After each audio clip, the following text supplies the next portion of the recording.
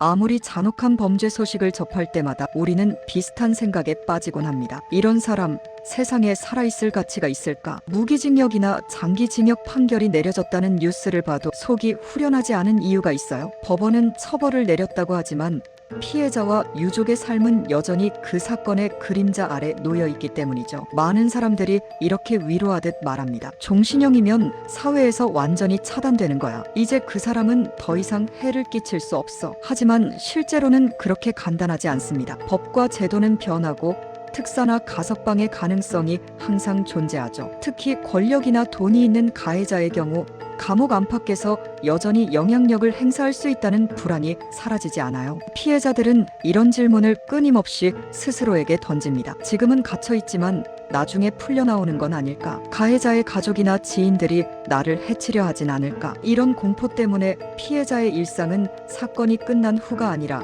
그 사건에 계속되는 일부가 돼버립니다. 그래서 흔히 피해자에게는 아무것도 남는 게 없다고 말하곤 하죠. 하지만 이 말은 조금 더 깊이 생각해 볼 필요가 있어요. 어떤 피해자들에게는 가해자가 영원히 사라진다는 사실 자체가 가장 큰 위안이 될 수 있기 때문입니다. 다시는 돌아올 수 없다는 확실함, 그로 인해 끝나는 끝없는 불안, 이건 결코 무시할 수 없는 감정이에요. 더 솔직히 말하자면 사회가 선언하는 정의와 피해자가 실제로 느끼는 정의 사이에 큰 괴리가 있다는 거예요. 이 괴리를 경제학 용어로 빌리자면 외부성과 비슷합니다. 가해자에 대한 처벌은 주로 그 사람에게 집중되지만 그로 인한 불안과 트라우마, 일상생활의 제약 같은 비용은 고스란히 피해자에게 떠넘겨지죠. 처벌은 끝났는데 그 후유증은 평생 정산되지 않는 셈입니다. 이런 현실 때문에 일부 사람들은 극단적인 생각을 하게 됩니다. 사형이 오히려 피해자를 위한 길 아닌가? 가해자가 스스로 안락사를 선택할 수 있다면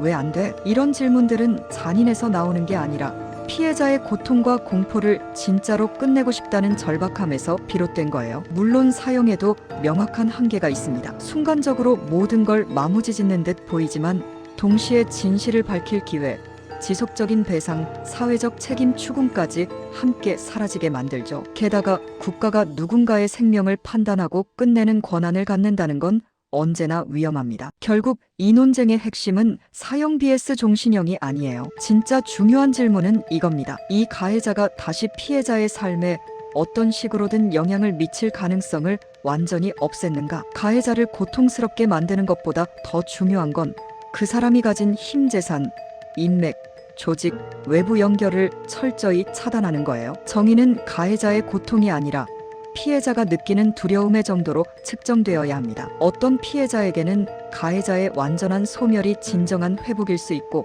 또 다른 피해자에게는 철저한 격리와 장기적인 보호가 회복의 열쇠가 될 수 있어요. 문제는 우리 사회가 이 다양한 필요를 하나의 틀에 억지로 맞추려 한다는 점입니다. 한국처럼 사형 집행이 사실상 중단된 상황에서 가석방 없는 절대적 종신형 도입 논의가 나오는 것도 피해자 보호를 더 실효성 있게 만들려는 노력의 일환일 테죠. 완벽한 답은 없어요. 깔끔한 결론도 없고요. 다만 한 가지 분명한 건 피해자의 이런 불편한 감정과 질문을 비합리적이라고 치부하는 사회는 진정한 정의를 말할 자격이 부족하다는 사실입니다. 이 불편함을 외면하지 않고 계속 이야기하는 것, 그게 바로 더 나은 방향으로 나아가는 시작이 아닐까요?